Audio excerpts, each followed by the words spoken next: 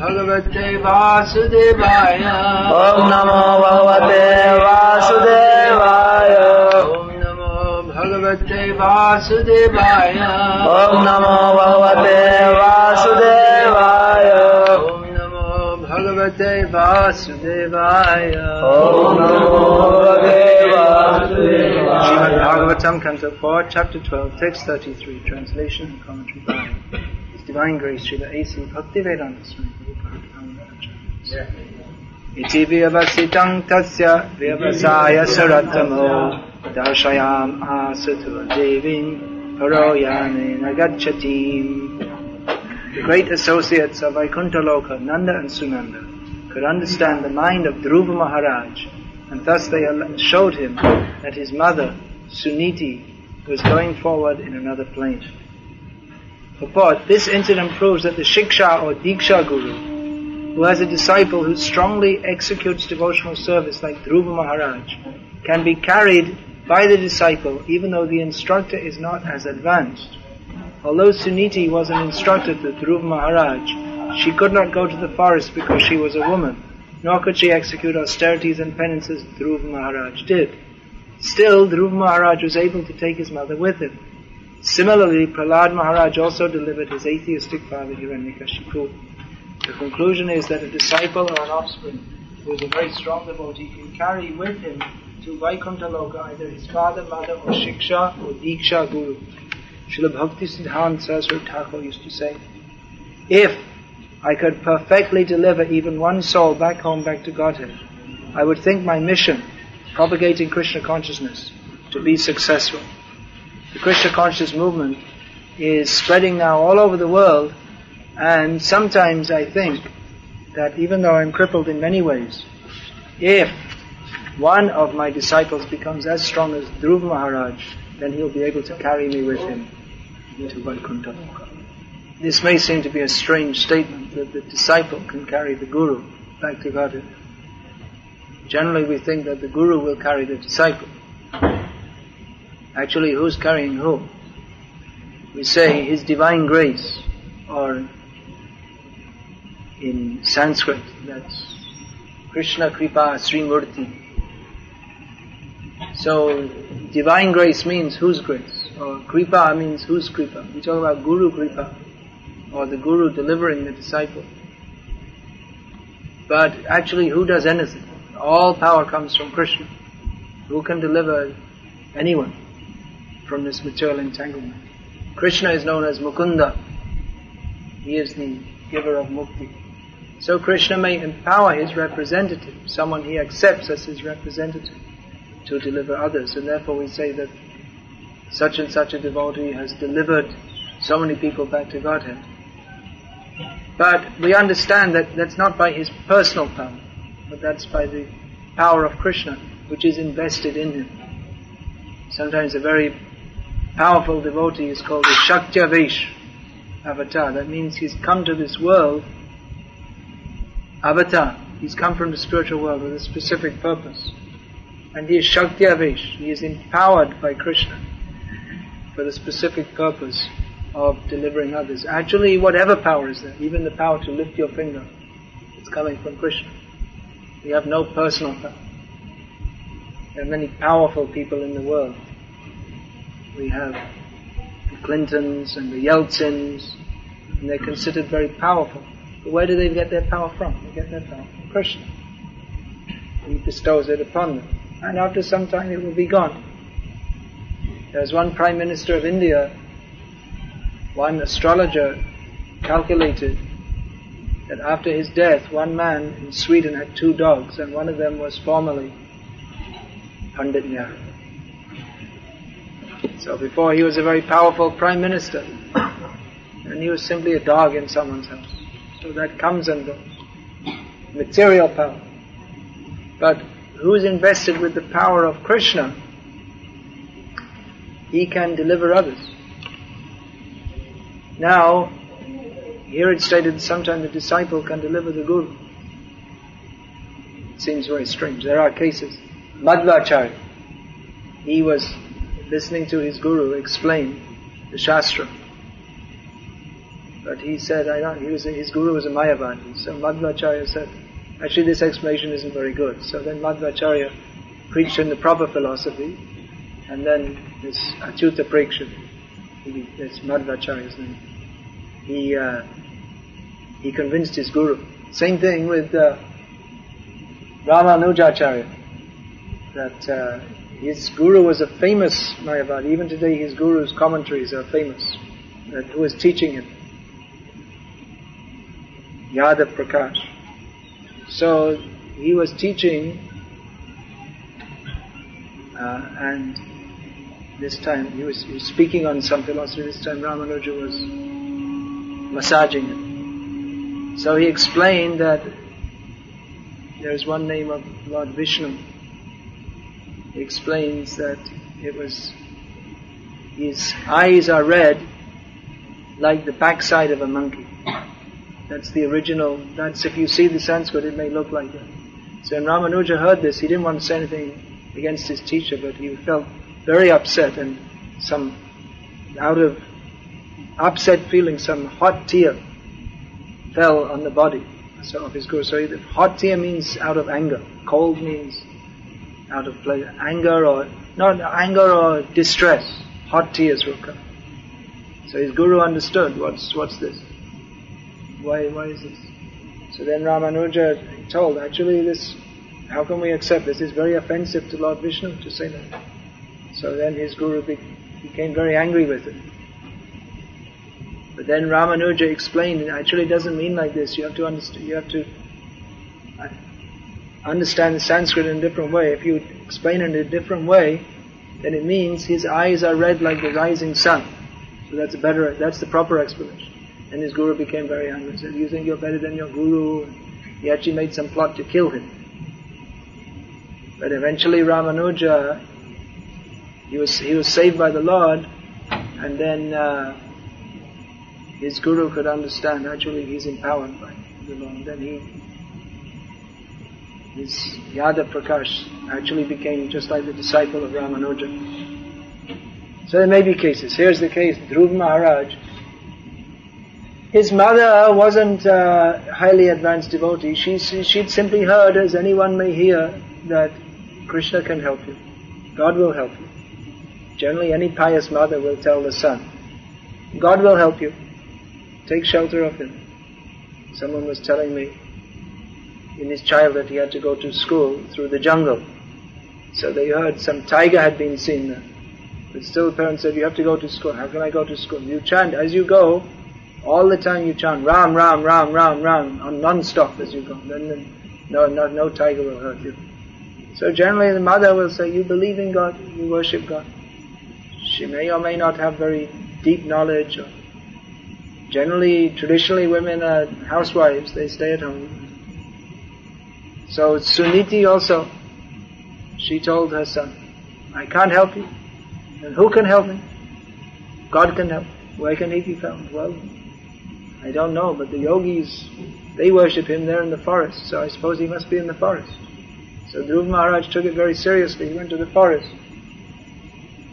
Suniti was, in this case, his Shiksha Guru, you may say, or Vadma Pradarshak Guru, one who showed the path. Go this way. Then Narad Muni came, and he was Shiksha Guru, and then became Diksha Guru. Generally, one who gives Shiksha, then he is accepted as Diksha Guru. So Narad Muni became the Guru who gave him the relevant the general direction was given by Suniti, but Narad Muni gave specific directions. Do like this, do like this, do like this.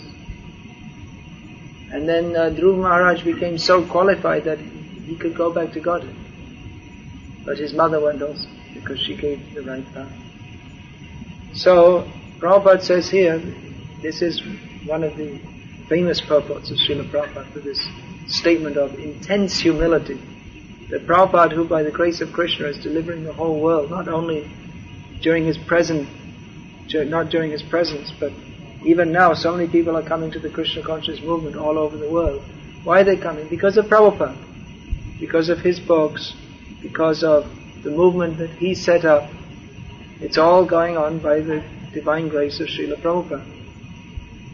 But Prabhupada is saying that, well, now so many people are coming to this Krishna conscious movement, so I hope at least one of them becomes strong enough so he can carry me back to Godhead. You see, intense humility. Someone who's delivering others in this way, he's definitely favored by Krishna.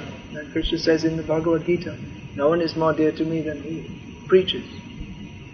No one can ever do what Prabhupada did. Prabhupada established Krishna consciousness all over the world. No one believed it was possible. Nowadays we have so many people coming who are saying, yes, I was friends with Prabhupada. At that time no one wanted to be his friend, because they thought, what is he? He's preaching to them lectures. They thought, we're too high class with this. So many people are claiming association with him, and they'll say, I have something more or better to say than some nonsense thing they say. More than Prabhupada. The actual fact is that Prabhupada was favored by Krishna. Otherwise, how could he have done this? So Prabhupada is actually carrying the mercy of Krishna. Chaitanya Mahaprabhu predicted that this Krishna conscious movement would spread all over the world, and Prabhupada actually did it. Although no one believed it was possible. No one was even thinking about it. Among Prabhupada's godbrothers, no one was even thinking. They just doing maybe a little preaching here and there. But no one was thinking of a worldwide movement. Even if they were preaching in other parts of India, still, just like they had a center in Delhi, which was actually all these, whatever centers they had, Delhi, that was all established in the time of Bhakti Saraswati Thakur. And I think Madhav Maharaj Vaidmata Center in Dehradun. Right? You don't even know about that. You don't even know, you see. It's so quiet. You don't have any activities. So, but even then in Delhi they opened some center, but who was coming? Only Bengalis. So they couldn't even attract any other Indians. Only Bengalis. What to speak of, because that's already their culture then. What to speak of preaching all over the world. So Prabhupada did that. Once Prabhupada was walking on the beach in Madras with his disciples, just like we were walking on the beach here in Manam this morning, chanting our rounds. So one of Prabhupada's disciples said that we heard from some people in the Gaudiya Math that actually if Chaitanya Mahaprabhu wanted Krishna consciousness spread all over the world, he would have done it himself. He didn't do it, therefore he didn't want it. Therefore, why are you doing it? You shouldn't do it. He was saying it's very bad. This Bhaktivedanta Swami has gone all over the world. He has preached Krishna consciousness. Why? Chaitanya Mahaprabhu didn't do it. Why should he do it? Because Chaitanya Mahaprabhu said that this will be spread all over the world. Anyway, Prabhupada gave the reply that Chaitanya Mahaprabhu didn't personally preach Krishna consciousness all over the world because he wanted to give me the credit. Just like Krishna, you may say, well, why didn't he personally fight in Kurukshetra and kill everyone? He wanted to give Arjuna the credit. See, Rama went to Lanka, he built a bridge, of course it was a very special bridge, no one else could make a bridge like that. But Hanuman jumped. You see, he didn't have to build a bridge, he could just jump. Ram can also jump. But he wants to give credit, you see. My devotee is better than me. Even Hanuman could have said to Sita that, okay, I'll just kill everyone here, finish them off, and I'll take you back. He said, no, my husband has to do it. Okay, alright, I'll go back and tell him, then he can come and do it. So even the devotee can be empowered to do as much or even more than the Lord himself. You see, Chaitanya Mahaprabhu was just preaching in India. Prabhupada preached all over the world. So he got mercy from Chaitanya Mahaprabhu to do even more than Chaitanya Mahaprabhu did. And he is saying, he was the devotee who is fulfilled the teachings of all the previous acharyas. You can't understand how great are Prabhupada's books. In these books are all the conclusions of the Vedic knowledge, put so simply and clearly that even people without a background of Vedic knowledge can understand. Previously, to understand the Srimad Bhagavatam, you have to study Sanskrit, and there's so many deep points of philosophy. In Bhagavatam there is refutation of Sankhya philosophy, Nyaya philosophy, Patanjali Yoga, but you don't even know. Prabhupada has given everything here. How great is Prabhupada? We can't even understand. Just like if you're standing next to a mountain, you can't understand how big it is. So we're reading Prabhupada's books all the time, we're taking his instructions, but how great, we cannot imagine how dear Prabhupada is to Sri Krishna Chaitanya Mahaprabhu. But he is saying, sometimes I think that even though I am crippled in many ways, if one of my disciples becomes as strong as Dhruva Maharaj, then he will be able to carry me with him to Vaikuntha Loka. This is Vaishnava humility. He's delivering the whole world by the grace of Krishna. And he's thinking, not that he's just saying that out of some kind of poetry, but he's saying that I'm hoping one of my disciples may deliver me back to God. This is the humility of the Vaishnava. So actually that point is there. That Prabhupada is saying my disciple may deliver me, although he's delivering all his disciples undoubtedly. Bhaktisiddhanta Saraswati Thakur also used to say, to his disciples he used to address them as my friends, deliverer from evil. He used to say. And his guru, Gaurkishore Das Babaji Maharaj, always would address his only disciple, Bhaktisiddhanta Saraswati Thakur. He would call him Prabhu. Because he's thinking, actually, he's a great devotee. So Bhaktisiddhanta Saraswati Thakur would say, my friends, deliverer from evil. Deliver us from evil. You're saving me. So a guru may feel like that also, that my disciples, they're also helping me. Because my function as guru is to teach them, but if they weren't there if they weren't listening, if they weren't following, then who could I teach? Then what would I do? So they are also engaging me in Krishna's service. They're giving me something to, otherwise sit in a cave and chant Hare Krishna. But my guru won't be satisfied with that. He's told me to preach. So if someone responds to that preaching, then at least we can teach them, and then they can go and preach to others. In this way the Krishna conscious movement can spread. So in this way everyone's helping everyone else. Actually, in Krishna's eyes everyone is servant. But within this material world we have created guru, disciple, grand disciple, all these different relations. That is required for teaching. But in Krishna's eyes everyone is a servant. And it may be that sometimes the disciple, he surpasses the guru, although the disciple would never think like that. But in his activities, he may do. He may actually, just like we see from time to time, there are very prominent acharyas. So that means that in terms of their activities and their empowerment by Krishna, they may be more empowered, or in terms of their activities, they may be doing more than their own disciple, than their own guru. But they never think like that. If you think, now I'm doing more than my guru, and immediately you get cut off from the mercy. There's one story in Bhakti Ratnaka. There was one, this was just after the time of Chaitanya Mahaprabhu. There's one devotee, I believe his name was Jai Gopal. So his guru's guru was one of the prominent associates of Chaitanya Mahaprabhu. I don't remember exactly. But his own guru, he just had a few disciples. So his own guru was not well known, but he became a little bit well known for his preaching and his Jai Gopal. So people used to ask, who is your guru? He'd say the name, and people didn't know, who is that? So he'd describe, well, he's a disciple. So after some time, he just used to say, well, I'm a disciple, and then he would give the name of his grand guru. Because he thought, well, people don't know the name of my guru, and they know the name of my guru's guru. So he introduced himself as that. And at that time, Virabhadra Gosai, he was the leader of all the He's the leader of all the Vaishnavas in Bengal. So he sent a message to Srinivas Acharya that you don't recognize, you should cut him off, because he's Guru Langhan. He's overstepping his own Guru.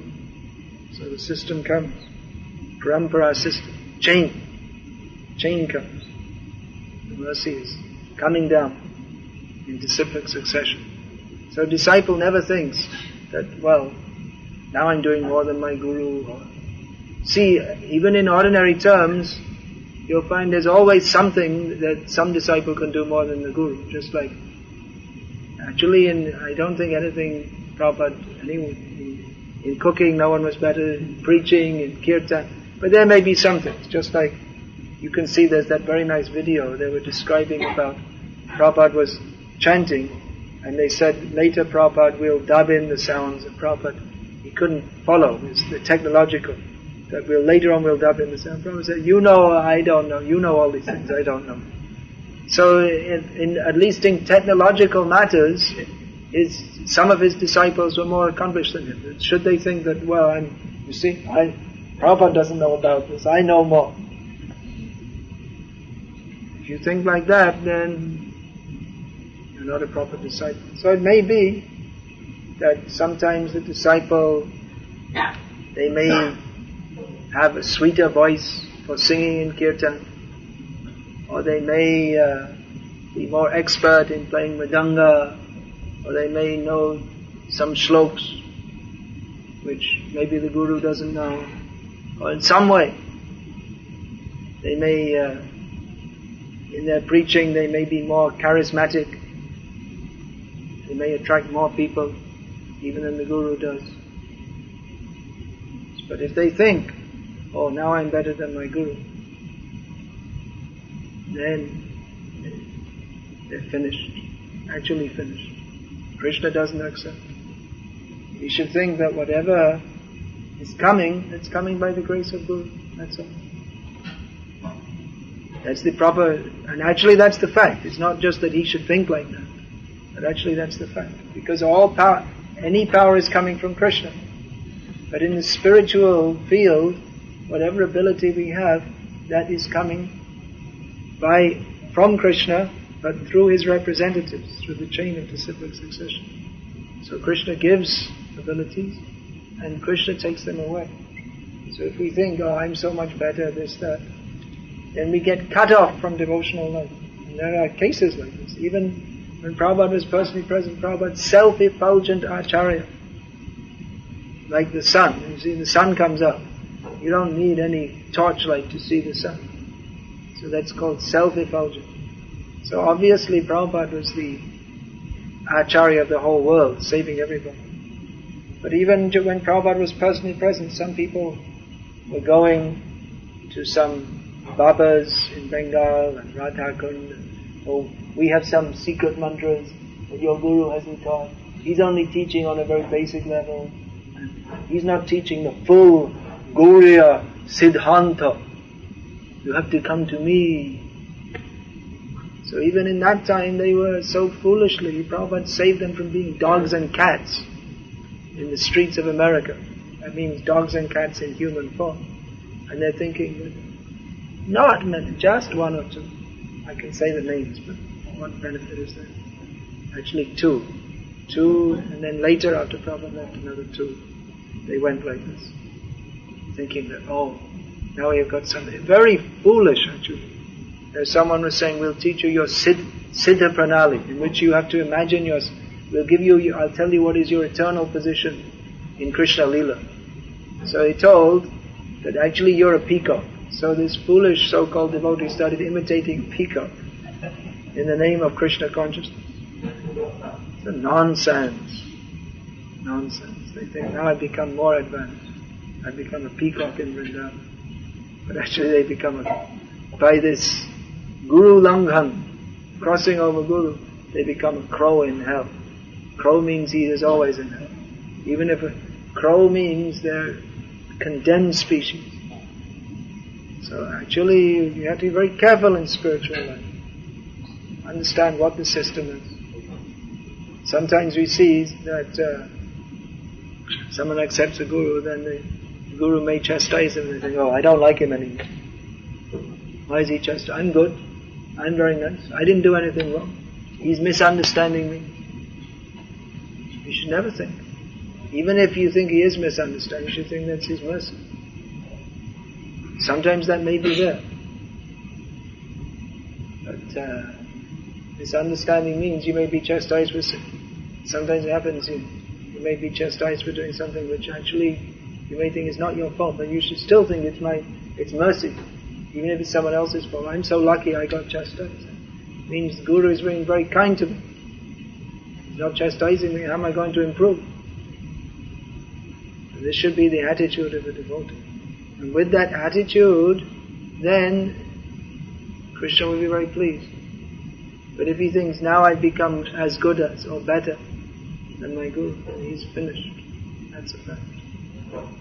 That's a fact. So we should be very careful in this regard. Another point is how, now from our situation, Prabhupada, he's not being delivered by others, he's delivering others. But Suniti helped to deliver Dhruva Maharaj and then she became delivered. So this is a clue how we can also go back to Godhead by preaching Krishna consciousness. Because if we preach to others and try to help them come to Krishna consciousness, then we may think, I'm useless. How can I possibly go back to Godhead? I have so many material attachments and desires. But if we try to bring others to Krishna consciousness, then there's a good chance that at least some of them will become strong and go back to Godhead. And if they go back to Godhead, they can bring us too. So we should, not that we shouldn't try ourselves to be Krishna conscious, but if we preach and try to bring others, then they can also help us to go. And we're all helping each other. Guru is helping the disciples. Disciples are also helping the Guru. Like I said, by giving some engagement like that. And all the devotees are helping each other. This is a cooperative society. We're all cooperating to help each other go back to God. So we're not yogis in a cave who are just trying for ourselves. We're all helping each other. We should always think like that. Devotees are our best friends because they help us to become Krishna conscious. Hare Krishna. Hare. Is there any question? Yes, Prabhupada, what happens suppose we bring so many people to the Krishna consciousness and maybe after accepting the Guru, they fall down. Some other reason maybe they fall down. We have trained them and we nurture them and then they fall down. So, how much part we are playing? Well, that you have to see. I mean, if you are helping them to fall down, that's not very good. Not helping fall down, but you may fall down. No, we should feel, actually a devotee should feel that, we should feel that it's my fault also, that I should have done more to help them. But ultimately, if they insist on falling down, what can we do? Prabhupada initiated so many people, quite a lot of them fell away. But actually, first initiation means giving people a chance. They're following, at least now, so they take the vow. When you take the initiation, you take the vow, so you should follow them. But practically speaking, we see in Kali Yuga, people are so fallen, even if they take initiation vows, in many cases they don't follow. Here also, huh? Yes. Many. Maybe you should be a little more careful in giving. Because people may do it out of sentiment, take out of sentiment. You see, I see in our society there are more than 80 devotees giving initiation. And although there are rules in our society for governing initiation, at the same time it's not a stereotype thing. Some are more liberal and others are more strict in giving initiation. I know some, they make people wait for 4 or 5 years for first initiation. And even some after 4 years, they'll tell, no, I don't think I'm going to initiate. Very strict. Because they want to try to be sure that they want to be sure the person's very, very serious. Because it's a painful thing. If someone comes to you for shelter, and you give shelter, and then you just kick them in. That's what a disciple is doing by falling down. It's just like giving a kick in the face to the guru. It's not palatable. It's not nice. It's heartbreaking, actually. So, some are very strict, and others are very liberal. Because, just like Prabhupada, you see, at different times, Prabhupada was more strict and more liberal. In the early days, Prabhupada was extremely liberal in giving initiation. Sometimes even after that, he would give initiation very easily. But at the same time, he was warning, we have to be strict. Otherwise, people will take it as make a farce of it. So, among our ISKCON gurus also, some are giving, they're more liberal, some are less liberal. Generally, those who are more liberal, they'll have more fallout rate. Those who are more strict, they may have less disciples, but they're likely to be more fixed. So that depends on the individual initiating spiritual master also. If he wants to give people a chance, they're following now, let's give them a chance, at least encourage them to come up. But naturally those who are more liberal like that, then they're more likely to suffer from those who are going away. But in this specific situation, I think that my suggestion is that you, in bringing candidates forward for initiation, that you should be careful about it. What happens is sometimes so many things upward post the problem here in Bahrain when I find out people are working late night and they don't get up in the morning. Generally this is one of the problems we are facing. But of course they will not tell we are not getting up in the morning, but we could see by their activities, by their rounds, we know how struggle they are struggling with each other. So that's what in the Gulf this is generally a problem, this chanting. It's for most devotees I see it's something that they just kind of fit in somehow or other. They can't, whatever the reason may be, although in many cases it's this time factor. They just somehow or other, they're clicking on the machine while they're driving.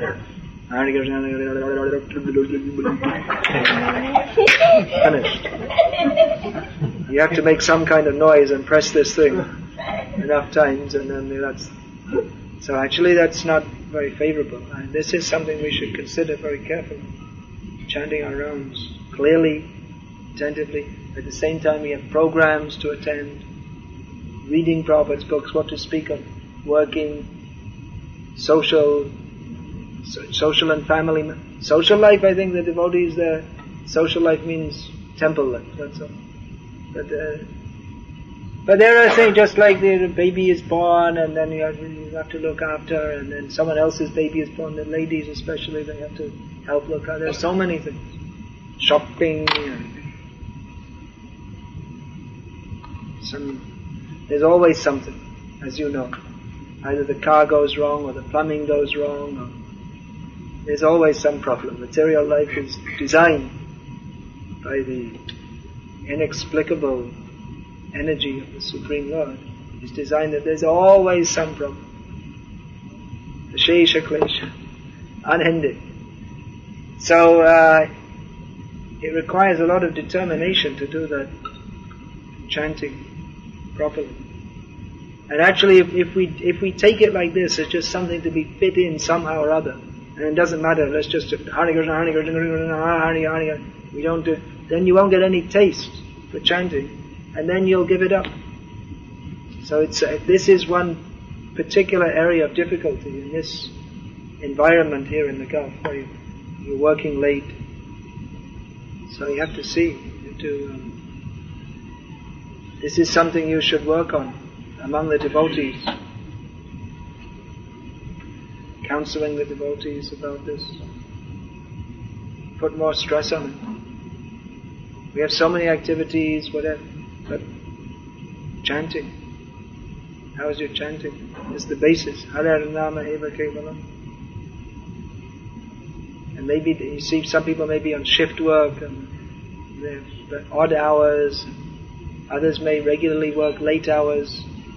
or they have office work, and then if they're working for a private company especially, then it goes late. The best is to get some government job. Then when the job is finished, boom, you don't have to think anything. They're trying to get Krishna's government job. Well, that's what sadhana is for. But for those who have some job, in that way it's better, because unless you get up high in the organization, then you finish work and that's finished. But if you're working for a company, they'll always make you work more and more. Work. What can you do? You're relying on them. They know. In the Gulf, it's like bonded labor. They won't. If they don't employ you, then your visa is gone and you're back in your 2,000 rupee a month job or something in India. So it's like a kind of threat is there. So in that sense, if you can get, and it's not, I mean, it's just a suggestion, it may not be so easy to do. But from that point of view, government job is better. But anyway, devotees should have the determination to chant properly under any circumstances. But there will be some casualties. I'm sure even those gurus who wait 4 or 5 years to initiate, even they have some casualties. I wouldn't be surprised. Although if you initiate people who are only coming for a short time, then maybe more likely, because the tests come. In the first few months you may not have so many tests, but the tests come. So those who are really committed, you see, we're asking for 16 rounds minimum and 4 regulated principles. That actually means a lot of commitment to follow that. So if someone waits for 4 years and they're following that, so that shows some commitment. Even then, there may be some accidental fall down, but not likely whimsical fall down, which is more likely for someone who's just coming for a short time. Anyway, that you have to see. There's these tests also. That's supposed to show if people are following, they're studying and understanding. They are trying to fix their chanting somehow or other. Shake their hand and just try to finish. Just trying to fix. That's why maybe the blood is not coming or the feelings are not coming. They are chanting, no doubt about it. Everybody chanting. But then, like a mechanical, that is like.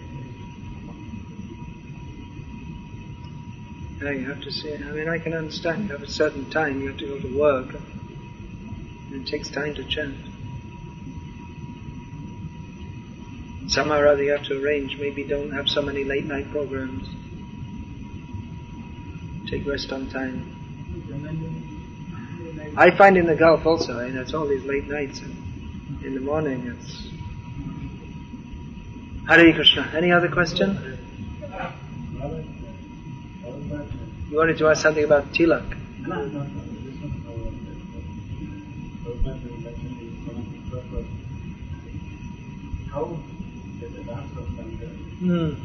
Exactly how, there must be some Puranic reference.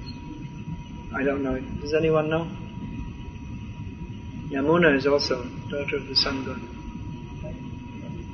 Well, that means she's daughter of Kalinda Maharaj, who's the mountain on which she came. So she's also his daughter. Yeah.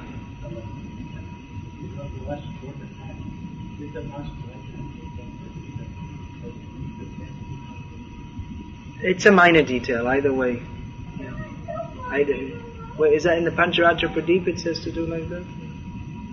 But if you wash the hands and the excess tilak, that gets washed down the drain, doesn't it?